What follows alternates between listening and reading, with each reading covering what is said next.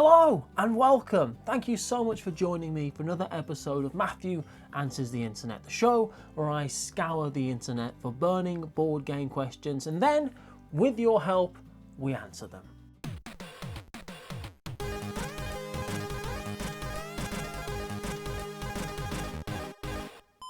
The first question I like quite a lot because it's pretty festive, especially if you're American, and that's, what are you most thankful for in gaming, and what game are you most thankful for?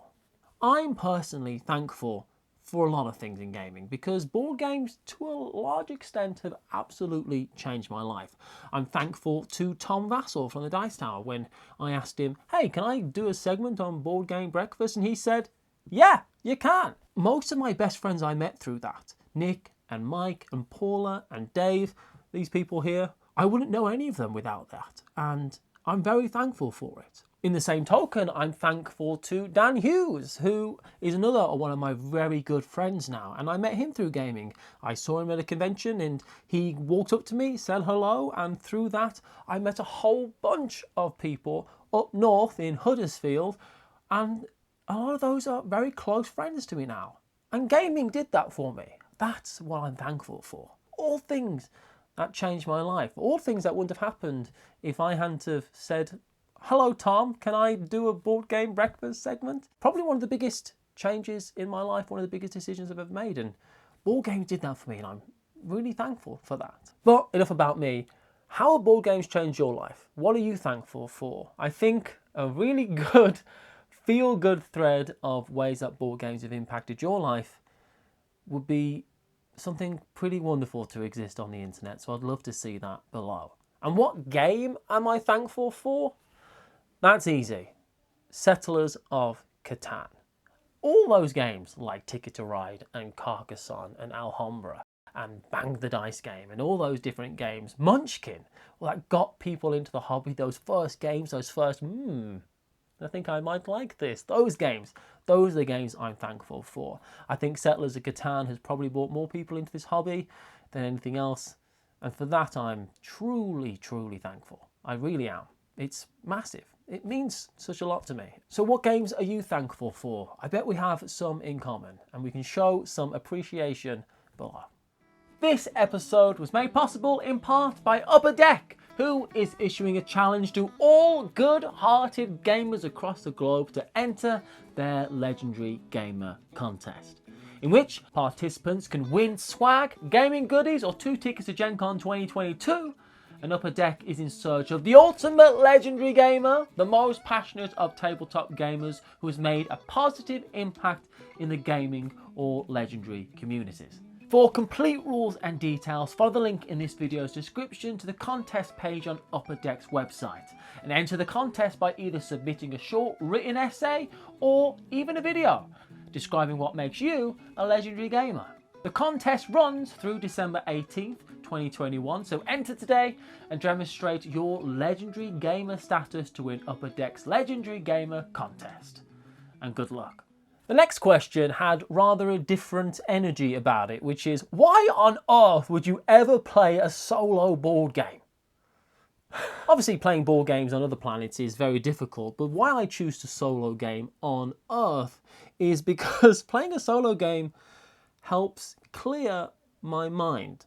I don't do that much solo gaming, but when I do, I find it, and this might sound a bit woo, I find it quite a good form of meditation, a good way to get into that very important state of flow in my brain where I'm living very much in the present, tackling a problem that is happening right in front of me that I can control in many ways and that I can find a solution and gain satisfaction from doing that. It's one of the only times I can ever do something where the outside world kind of disappears, or at least goes into grayscale around me.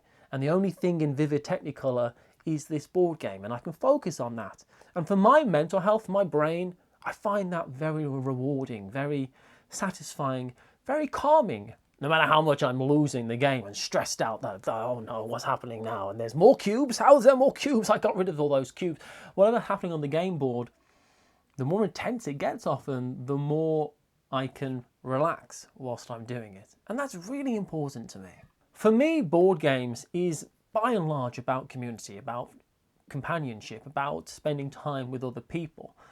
But I do enjoy solo games as well, for the fact that if I sit down and play a game solo, I can learn that game in a way that is in a higher level of detail than any other way of playing a game. You watch a Rodney teach you how to play a game, and then you sit down and play through that game, really cements the rules into my brain. And that helps me provide a better teach of that game to other players, a better voice of authority on how this game works. I can be more confident in saying, this is how this game works, and oh, you've got a rules question, I can answer that. And playing solo helps me have better experiences playing games with other people, because I can have a lower level of stress when I'm doing so, because I have the answers to the questions. That problem came up whilst I was playing solo and I can answer that. So I think playing solo can also improve the games that you play with others. Is that necessary? No, of course not. But I also enjoy the solo experience of the game. Does it help you? What's your favourite thing about solo gaming? What's your favourite solo game? Let me know. The next question I have for us all is, what are your favourite old games? Cult of the New or cardboard classics? One of my absolute favourite things to do with board games is hunting down an old gem. Even if no one else knows it's a gem or even accepts that it's a gem, hunting it down, perusing board game geek markets, going into charity shops and thrift stores, looking at sales posts, catalogues online. I'm part of a few catalogue groups looking for board games, scouring eBay for those old games. And I actually get a lot of enjoyment out of old games, and that's part of it. I do kind of honestly think a lot of the time that if no more games were ever made, there are still so many games left to be discovered that you may have not looked at before. But of course, I like new games. I love them. I love finding out, scouring Board Game Geek, looking at threads, what's coming up, what's going to be at Essen, what's going to be at Gen Con, who's designed this, what's Rainer Knizia's latest game. That kind of stuff keeps you up at night. I love it. But I do think, by and large, I get more excited about finding an old game that's gone overlooked and hidden, and it's my secret. I think that's part of it, rather than this new game's coming out. I get a satisfaction from that. It's the thrill of the hunt. It's the hunter, and it's like the hunter-gatherer in me, going out and finding the rare exotic bird, bringing it back, plucking its feathers. It's great. So I thought I'd take a little time to highlight some of the older games that I own and enjoy. Quo Vadis, which is Rainer Knizia negotiation game from 1992. I made labels. That's a great game. I have Nick de Bon. This is a Korean version of that game called Spoil Me Not, but Nick de Bon's a great trading card game where you are trying to give gifts but get the best gifts. That's from 1999. David and Goliath, a wonderful trick-taking card game from 97. One of the best trick-taking card games ever made, in my humble opinion. Knizia's 1995 High Society, one of the straight-up best card games of all time, a game I love quite a lot. Quebec, 1759. My copy looks like it was from 1759, but this is from 1972. Great Columbia block war game, a game I really want to play with Rodney, actually.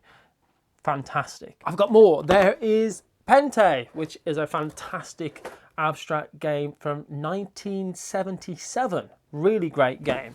There's Terrace, as featured on Star Trek The Next Generation. Another abstract strategy game from 1992. Love it. And the oldest game I believe that I have here is Focus, which is 1963. Sid Saxon game that went on to win the Spiel des Jahres. Really, really good. Hunting down gems like this. I know gems and have to convince other people to play often. I love it. Old classics all the way. All right, just put those games back very gently. Some of them I'm worried might just turn into dust at some point. The final question I have for everyone this month is, what are your favourite board game adjacent hobbies? I'm looking to branch out a little bit. I think I've already mentioned my board game adjacent hobby, which is hunting for board games, charity shops and thrift stores and stuff like that. I kind of see it as a separate hobby, but it's board game adjacent. It's not really board game adjacent though, it's bang on smack in the middle of doing board games. But I've given some thought about some board game adjacent hobbies. First one is model making. I could see myself doing that. Airfix models, gluing stuff together, painting them. Very board game adjacent. People painting their minis all the time. If you paint minis, you've got all the equipment you need. I will say now that I am not very crafty. I find it very difficult to do any type of craft. Delicate work. I got dumb hands is essentially what I'm trying to say, but I could see myself doing that. And another one is dioramas. You ever see people do those online?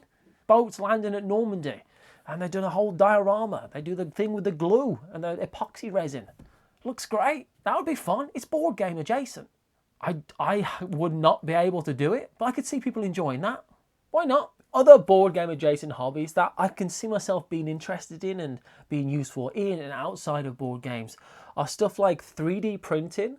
That's fascinating. Patience is a virtue in 3D printing from what I understand. Sometimes you will wake up and all you've got is a big spool of mess. But I mean, that's life. Things like that happen to us all the time. Woodwork in general. Now that's a great board game adjacent hobby. It's just a great skill to have. Fixing things, doing stuff with your hands. You know, I can make a chair, which we can use to play board games, or I can make a table, which we can use to play board games upon. And this table's got speakers and stuff and lights and all that kind of crazy nonsense. Woodwork, I think, is probably a very cool board game adjacent hobby. Again, as like all hobbies, probably quite expensive to get into, but I can see myself enjoying that. Two other board game adjacent hobbies, and I have quite a few board gamery friends that enjoy cross-stitching and felting. And I think you can cross-stitch and felt things that are board game related, like meeples or sheep or wood, I don't know. People are more creative than I am. I see those as board game adjacent hobbies because you can kind of create things that you need for games, or like pouches and purses and containers and all that kind of stuff. But also I will say, not everything has to be about board games. Just have a different hobby. Maybe you like rock climbing. I don't know. The other one I've got is model railwaying. I don't know if that's what it's called, but that feels board game adjacent to me because it's trains, right? And again, patience and timing and probably a lot of money. I do enjoy that idea of that though. I can see myself, I've seen some people get into railways in a big way. And the other one I've got, and this is a great board game adjacent hobby that I think anyone would do well to pick up, and that is learning another language. A way you can make this board game adjacent is just by buying a game in a foreign language and then teaching yourself the rules from that foreign language version, forcing yourself to learn those words. Orthogonal in German is certainly something, so you can find that out.